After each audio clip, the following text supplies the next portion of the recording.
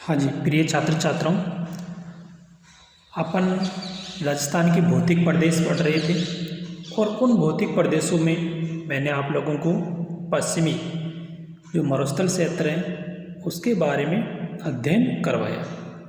Next जो आज अपन अध्ययन करेंगे राजस्थान में अरावली पर्वतमाला, यानी जो राजस्थान की जो भौतिक प्रदेश है पश्चिमी रेगिस्तान, अरावली पर्वतमाला, पूर्वी मैदान और हाड़ौती वाला क्षेत्र। तो आज अपन जो अपना अरावली पर्वतमाला उसके बारे में अध्ययन करेंगे। समझ में आए? ठीक है। सबसे पहले अपन बात करते हैं अरावली पर्वतमाला किस प्रकार बनी। तो देखिए, अरावली पर्वतमाला एक वलित पर्वतमाला है। अरावली पर्वतमाला एक वलित पर्वतमाला है। समझ में आई बात? वलित का मतलब आप लोग जानते हो, एक दूसरे जो प्लेटें पास में आती है तो उसमें वलन की प्रक्रिया होती है और फोल्ड करने से पर्वतों का निर्माण होता है। इस प्रकार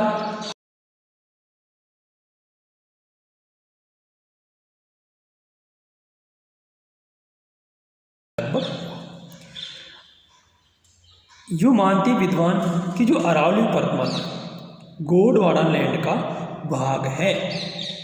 देखो, जो विद्वान थे वैगनर, इन्होंने पूरे जो महादेश था, यानी जब पहले शुरुआती दौर के अंदर जब महाद्वीप जुड़े हुए थे तो इनको दो भागों में उन्होंने बांटा, और दो भागों में जो बांटा उनमें से ऊपर वाला जो भाग है उसको उन्होंने अंगार लैंड का नाम दिया, नीचे वाले भाग को उन्होंने गोंडवाना लैंड का भाग दिया।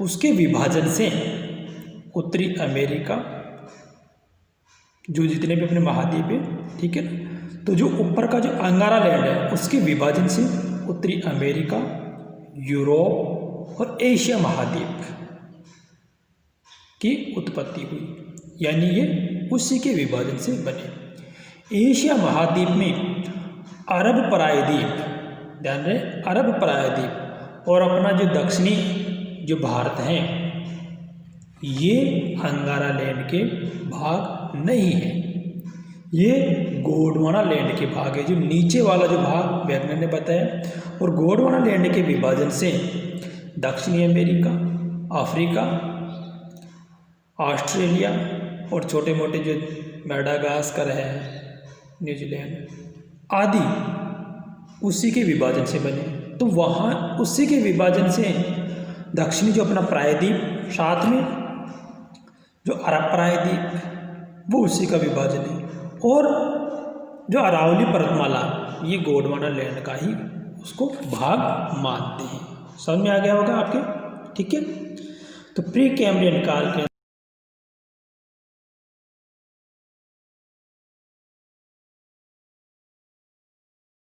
अरावली पर्वतमाला का निर्माण कौन से काल में हुआ? तो प्री कैम्ब्रियन काल के अंदर। ठीक है। चर्चियन काल भी इसी के समकालीन है। कभी कभी ऑप्शन के अंदर वो प्री कैम्ब्रियन न देकर चर्चियन काल दे देता है। ठीक है, समझ में आ गया होगा आपके? अब वर्तमान काल के अंदर ये लगातार घिसने से धीरे धीरे धीरे नीचे होती गई। तो आज ये बहुत नीची है। पहले विद्वान मानते थे कि ये काफ़ी ऊंची पर्वतमाला थी, और लगभग जैसे अपने हिमालय पर्वतमाला इस प्रकार ये बहुत ऊंची पर्वतमाला थी। तो धीरे धीरे लगातार जो बाह्य शक्तियाँ जो काम कर रही हैं उसके घिसने से धीरे धीरे नीचे हो गई। तो इसको अपन अवशिष्ट पर्वतमाला, घिसी पीटी अवशिष्ट पर्वतमाला के वर्ग में इसको रखते हैं। समझ में आ गई होगी आपकी बात? पहले ये अरब सागर से लेकर बिल्कुल हिमालय पर्वत तक इसका विस्तार था, परंतु घिसने से धीरे धीरे धीरे धीरे आज इसका प्रत्यक्ष रूप में अस्तित्व है, मुख्य रूप से राजस्थान में। लगभग 78 से 80% तक इसका विस्तार राजस्थान में ही है वर्तमान में। हालांकि कुछ इक्का दुक्का पहाड़ियाँ इसी की श्रृंखला के क्रम में यूपी, हरियाणा में, और इधर यूपी और गुजरात, इन राज्यों के अंदर भी मिलती है। ठीक है। कुल टोटल जो अरावली पर्वतमाला की जो लंबाई है 692 किलोमीटर मानी गई है। कुल टोटल जो इसी अरावली पर्वतमाला की जो लंबाई है 692 किलोमीटर मानी गई है। यह आपको अभी प्रत्यक्ष रूप में, उसमें से 550 किलोमीटर राजस्थान में स्थित है अरावली पर्वतमाला। ठीक, राजस्थान के कुल 13 जिलों के अंदर इसका विस्तार,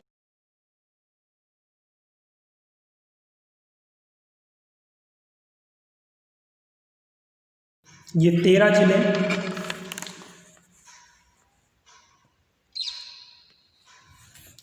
ये देखो, ये पूरी की पूरी अरावली पर्वतमाला। अरावली पर्वतमाला का विस्तार राजस्थान में 13 जिलों में है। उसमें देखिए अलवर, झुंझुनू, सीकर, जयपुर,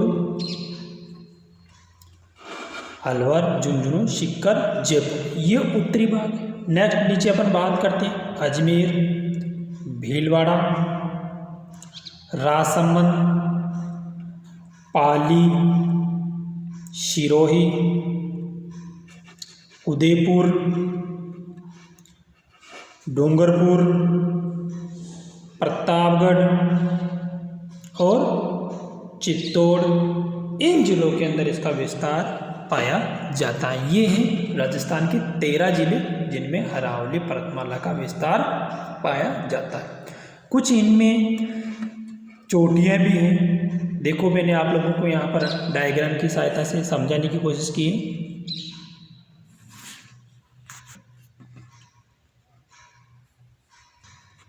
ये देखिए 13 जिले अलवर, झुंझुनू, सीकर, जयपुर, अजमेर, भीलवाड़ा, राजसमंद, पाली, सिरोही, उदयपुर, डूंगरपुर, प्रतापगढ़ और चित्तौड़गढ़। ठीक है, इनमें कुछ चोटियाँ जो पाई जाती है, ध्यान रहे पहाड़ी की बात नहीं कर रहा, मैं बात कर रहा हूँ चोटियों की।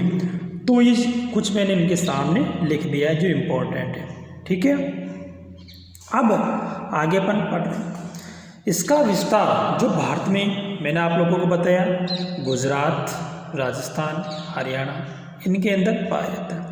इसका विस्तार दिल्ली में रायसीन पहाड़ी तक भी पाया जाता है। रायसीन की पहाड़ी इसी का भाग मानते हैं। ठीक है, नेक्स्ट आगे देखिए यदि अपन इसकी दिशा की बात करते हैं, कई बार क्वेश्चन पूछा गया है कि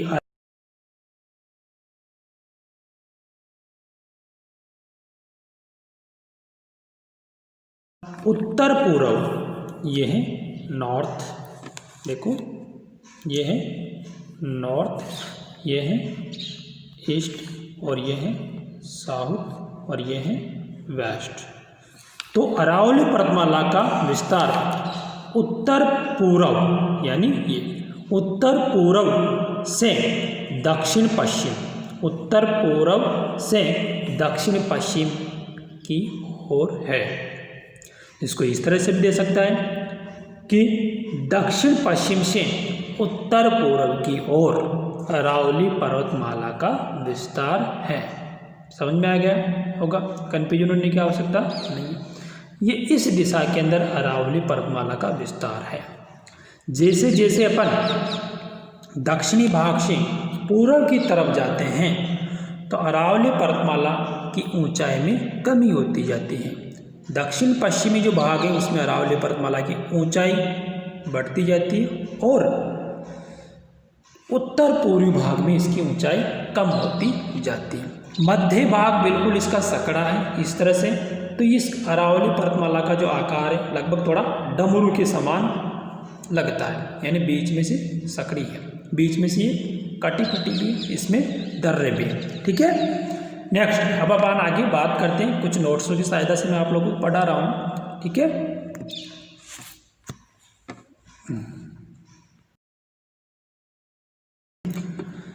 अरावली भारत के पश्चिमी भाग राजस्थान में एक पर्वतमाला है जिसे राजस्थान में आडावाल पर्वत के नाम से भी जाना जाता है। भारत की भौगोलिक संरचना में अरावली प्राचीनतम पर्वत श्रेणी है। देखिए जो अरावली पर्वतमाला है सबसे प्राचीनतम पर्वतमाला, विश्व भर में बिल्कुल जो सबसे पुरानी पर्वतमाला है उसके वर्ग में अरावली पर्वतमाला को रखा गया है। ठीक है, समझ में आई बात। इसको आडावाला पर्वत भी कहा जाता है। अरावली पर्वतमाला को आडावाला पर्वत भी कहा जाता है। जो गोंडवाना नैन का अस्तित्व है, यह संसार की सबसे प्राचीन पर्वतमाला श्रृंखला जो राजस्थान के उत्तर से दक्षिण दो भागों में बांटती है। देखो राजस्थान को उत्तर से दक्षिण दो भागों के अंदर इसको बांटती है। इसकी उत्पत्ति प्री कैम्ब्रियन युग 45,000 लाख वर्ष में हुई। अरावली का सर्वोच्च पर्वत शिखर सिरोही जिले में गुरु शिखर है जो माउंट आबू सिरोही में है। जो अरावली पर्वतमाला का जो सबसे ऊंचा जो शिखर है गुरु शिखर है, जिसकी ऊंचाई 1722/1727 मीटर है। ये जो कई किताबों में 1722 मिलता है और कई किताबों में 1727 मिलता है। वहाँ पे ये बताते हैं कि मंदिर बना हुआ है और मंदिर की जो ऊंचाई जब नाप लिया जाता है तो 1727 हो जाती है।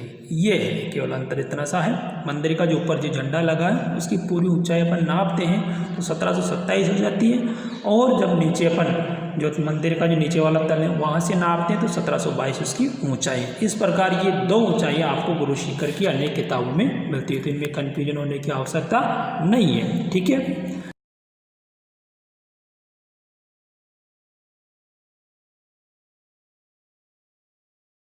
क्षेत्र उसमें भील जनजाति निवास करती। देखिए इस प्रकार अरावली पर्वतमाला के बिल्कुल हरी भरी जो पहाड़ियाँ हैं, अरावली पर्वतमाला के जो ऊपरी भाग हैं, राजस्थान के जो ऊपरी भाग हैं उनके अंदर बिल्कुल सदाबहार वन भी मिलते हैं आपको, बिल्कुल टेगा जैसी वनस्पति भी आपको मिल जाएगी। नेक्स्ट अपन आगे देख ली। देखिए अरावली पर्वतमाला देश भारत व पाकिस्तान में इसका विस्तार मिलता है। पाकिस्तान में जैसे देखो घिस-पिट गई है तो इसका काफ़ी कम हो गया है। पहले ये पाकिस्तान इसका विस्तार पाया जाता था। राज्य हैं राजस्थान, हरियाणा, गुजरात, पंजाब। ठीक है, जो पंजाब पाकिस्तान वाले पंजाब के अपन बात कर रहे हैं। इसके बाद में सिंध जो पाकिस्तान है उसका प्रांत है, नगर है मुख्य जो नगर हैं जो अरावली पर्वतमाला है उसके ऊपरी भाग की बात करें अपन तो माउंट आबू जो सिरोही के अंदर है। नदियाँ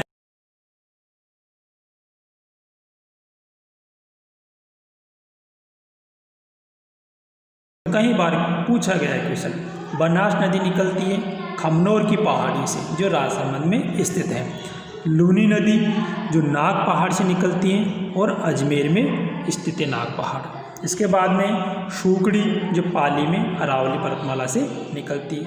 साबरमती नदी जो कोटड़ा पहाड़ी जो उदयपुर में स्थित है, कोटड़ा पहाड़ी यहाँ से निकलती है। इसके अलावा खारी बिजराल पहाड़ी से निकलती है जो राजसमंद में स्थित है। ठीक है, सबसे जो उच्चतम बिंदु है अरावली पर्वतमाला का वो है गुरु शिखर जिसकी ऊंचाई है 1722 मीटर। यदि अपन फीट की बात करें तो 5650 फीट है, 5650 फीट।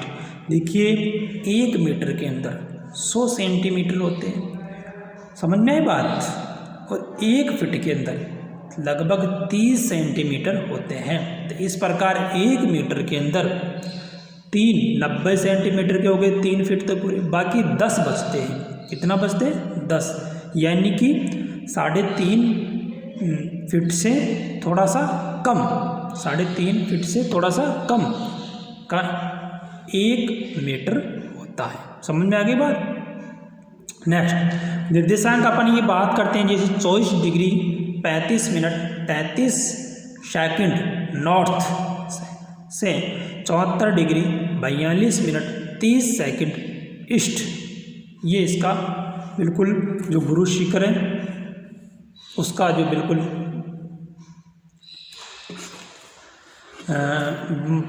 लोकेशन है। ठीक है, समझ में आई बात। नेक्स्ट अपन आगे बात करते हैं। ये देखिए जो मानचित्र बिल्कुल सैटेलाइट से ली गई तस्वीर है। देखिए इसमें जो हरा हरा जहाँ जहाँ पर पाया जाता है वहाँ पर बिल्कुल वन है, समझ में बात, और जहाँ पर ये बिल्कुल सफ़ेद है वहाँ पर बर्फ़ है। तो इसमें अपनी जो अरावली पर्वतमाला ये है, आपको पता दिख रही होगी, ये वाली अरावली पर्वतमाला। ठीक है, ये पूरा का पूरा ऊपर जो हिमालय वाला क्षेत्र है। समझ में आ गई बात। नेक्स्ट आगे अपन पढ़ रहे हैं। अरावली पर्वत श्रृंखला की अनुमानित आयु 570 मिलियन वर्ष है, जो प्री कैम्ब्रियन काल का ही समय है। यह एक अवशिष्ट पर्वतमाला का उदाहरण है। अवशिष्ट का मतलब है जो बची हुई, जो घिसने के बाद जो बची हुई, जिसकी कुल लंबाई गुजरात से दिल्ली तक लगभग 692 किलोमीटर है। अरावली पर्वत श्रृंखला का लगभग 79.49% विस्तार राजस्थान में है। लगभग 80% के लगभग राजस्थान में इसका विस्तार है। दिल्ली में स्थित राष्ट्रपति भवन राय सिंह की पहाड़ी पर बनाया हुआ है, जो अरावली पर्वतमाला का ही भाग है। समझ में आ गया होगा आपके। नेक्स्ट अपन आगे की जो बात करते हैं, अरावली पर्वतमाला की औसत ऊंचाई 903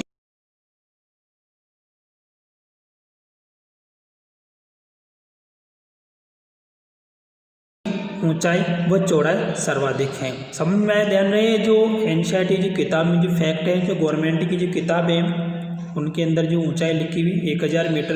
देखिए, जब कंपटीशन लगता है तो आप लोग सिलेबस का भी ध्यान रखें, सिलेबस के अकॉर्डिंग आंसर देने की कोशिश करें। जैसे आपको पता है, अपन रीट की आप एग्ज़ाम की तैयारी कर रहे हो और उसके अंदर आपको पता है रीट की किताबों में सपोज करो जैसे यहाँ पर 1000 मीटर लिखा हुआ है, तो जब क्वेश्चन आता है तो आप उसमें 1000 मीटर करिए, क्योंकि वो जो आंसर चेक करने वाला बिल्कुल जो जहाँ लेवल के हिसाब से जो सिलेबस में दिया गया उसी में से देखता है। परंतु कई किताबों में फैक्ट में यहाँ पर 930 भी लिखा है, तो यहाँ पर कोई डरने की आवश्यकता नहीं है। वो क्वेश्चन आपका इस प्रकार यदि आ जाता है तो डिलीट होने की नौबत आ जाती है। ठीक है, तो फैक्ट किताबें और साथ में जो मान्यता, जो बोर्ड की जो किताबें, वो उसी में से आंसर देने की कोशिश करें। ठीक है, आगे अपन पढ़ रहे हैं। अरावली की दक्षिण की ऊंचाई व चौड़ाई सर्वाधिक है। अरावली व अरवली उत्तरी भारतीय पर्वतमाला है। राजस्थान राज्य के पूर्वोत्तर क्षेत्र से गुजरती है। 550 किलोमीटर लंबी इस पर्वतमाला की कुछ चट्टानी पहाड़ियाँ दिल्ली के दक्षिण हिस्से तक चली गई है।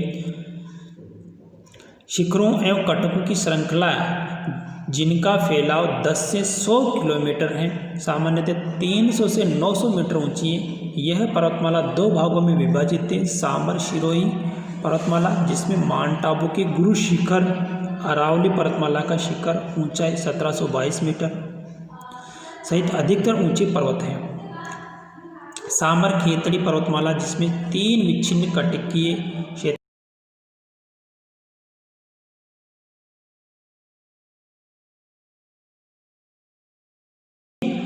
अरावली पर्वतमाला का मैंने आप लोगों को पहले बता दिया था कि बिल्कुल जैसे दक्षिण पश्चिम की ओर इसकी ऊंचाई बढ़ती जाती है। सबसे बड़ा जो अपना प्राकृतिक पर्यावरण है, इसके अंदर इसका योगदान है कि जो पश्चिम की तरफ से जो रेगिस्तान का विस्तार पूर्व की तरफ हो रहा है, उसको रोकने में बहुत ही लाभदायक साबित होती है।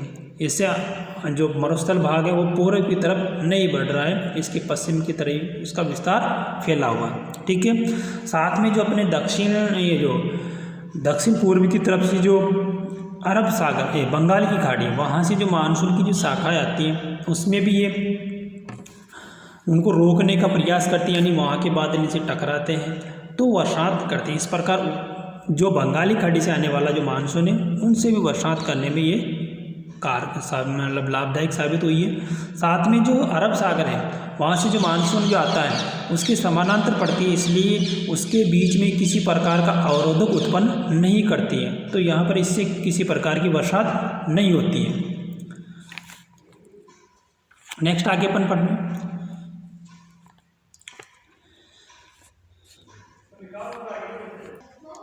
देखिए अरावली पर्वतमाला की कुछ ये मुख्य चोटियाँ जो मैंने ऊपर जो अपने नोट्स है उसमें लिख के भी आप लोगों को बताई थी, इनको आप लोग थोड़ा क्रम से याद करने की कोशिश करें। गुरु शिखर है, उसके बाद में शेर का है, दिलवाड़ा का है, फिर